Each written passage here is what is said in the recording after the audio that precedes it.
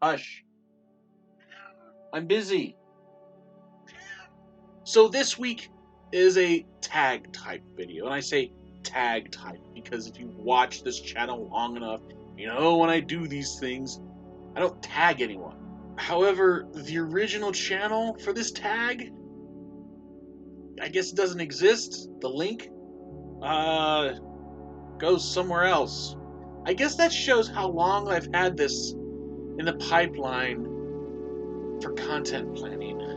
Yes, I plan content. Don't look at me in that tone of voice. Welcome to Matt Reviews Books.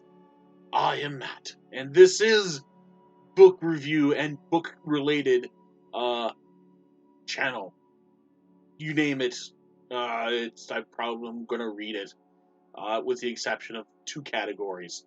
I'm not really a romance reader, and I'm not a YA reader. So this week, I'm going to be doing the New Year book tag. And it's the new year. You know, we're 3 weeks into it, but hey, it's still a new year, newish. However, the original tag was by browsing for books, and I'll put the link in the description below just for credit.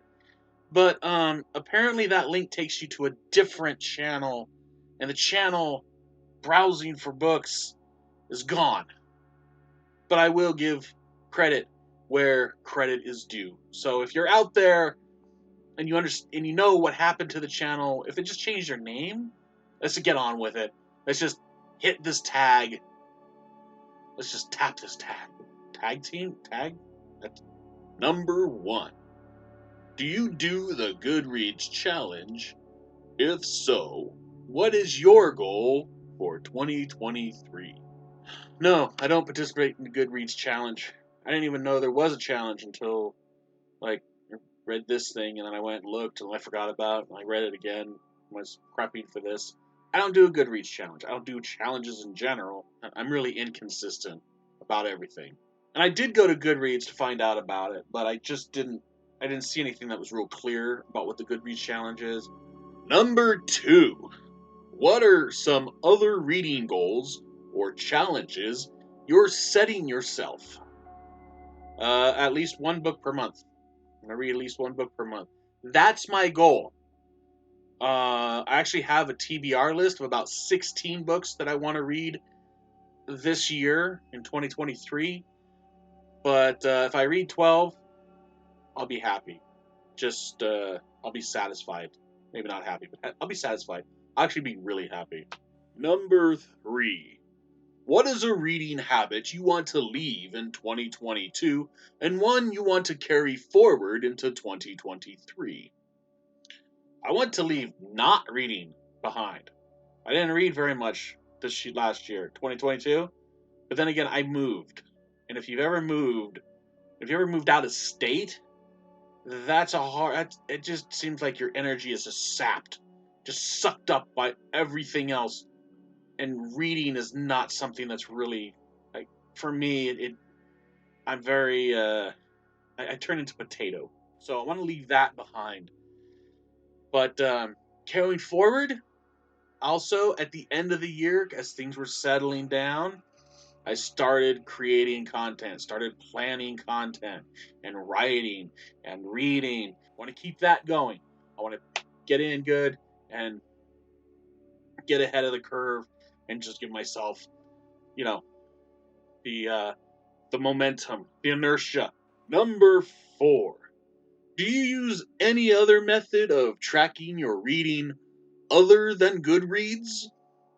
Again with Goodreads. I didn't know this was such a big thing. I have an account. I just didn't realize it was so integral to the reading community. I guess I'm not that kind of reader. I guess I'm not. I know people who also journal reading habits, and I'm not one of those either. I'm as needed kind of guy. My currently reading and my want to read lists are wildly out of date. For tracking purposes, I use a spreadsheet.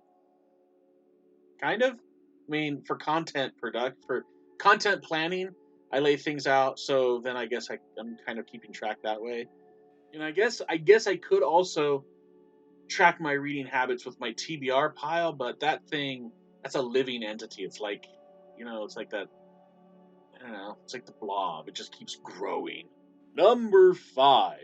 Did you get any books for the holidays you want to prioritize in the new year? I still have books from Labor Day 2019. To say nothing of the books I bought with this gift certificate in 2021. So I don't know. I don't have any books. I didn't get any books. Honestly, I've trying to think. Did I buy any books this year? I don't think I bought any books this year. Number 6. What will be or was your first read of the new year, and how did you decide? Well, I'm planning to finish Swordbreaker by Victoria Aveyard. I started reading that the 2022.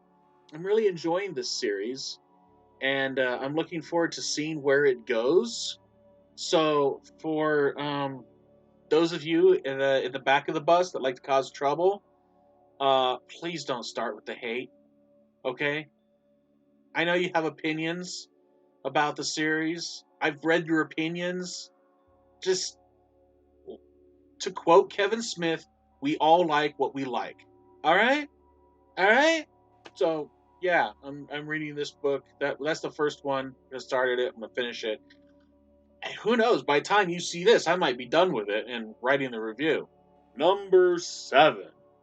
Are there any series you want to continue or finish this year? I'm not really holding my breath, but I really would like to see George R. R. Martin release Winds of Winter this year. You know who you are if you're going, really? You're still waiting on that? Yeah, still waiting on that. He says he's about 3/4 of the way done. Have hope. But I guess in the meantime, I'll read the prequel books. He's got a couple of prequels, the Targaryen history. And number 8. Whose content are you most excited to watch going into the new year? Well, like I said, I don't watch anybody with any consistency. Especially in the Booktube community. I don't even watch anyone with real consistency and general on YouTube. I kind of catch as catch can. Number 9. Are there any readathons you're anticipating or want to participate in? Readathons? Readathons? It's like book challenges, right? Aren't those the same things as book challenges? If you're working full time and you're doing YouTube by yourself, recording these things, writing your scripts, editing video, who has time for a readathon? I don't get that. Number 10. What 2023 debut novels are you looking forward to? That's a hard question because I'm a used bookstore kind of guy. I like used bookstores. So a new book to me book might have been published 20 years ago. I don't keep track of what the publishing industry is doing because there are thousands, tens of thousands, hundreds of thousands of books every year that get published. Even my favorite authors, like Neil Stephenson or Stephen King, I know that there's a new book by them when I see it on a bookshelf. I mean, I follow the different newsletters in the publishing industry newsletters. They got to the point where there was so much coming through, I just couldn't keep track of what was happening and what was being released. Number 11. Shout out a smaller creator, your definition of smaller, that you discovered in 2022 that you're excited to see more of in the new year. So I'm gonna reiterate this one. I don't really have connections to the creator community. I just do this in isolation here. and I just look at the camera and I do things. I don't really have a network with creators. I don't really have anyone to shout out. Not really in close contact or follow anyone that way. Anyway, all right, that's all for me. Uh, this is probably boring for you. Probably tedious and boring. So I'll probably do like B-roll or something. I'll have to go find something really a little bit more eye-catching than just me. If you did like it, give me a thumbs up. If you want to see more content, specifically if you want to see me talk about books, go ahead and subscribe. Hit that notification bell so it'll let you know when I upload. And you can check out my book, The Man in Granite, on Amazon. You can get an ebook or a paperback in the link down below. You can find it down there.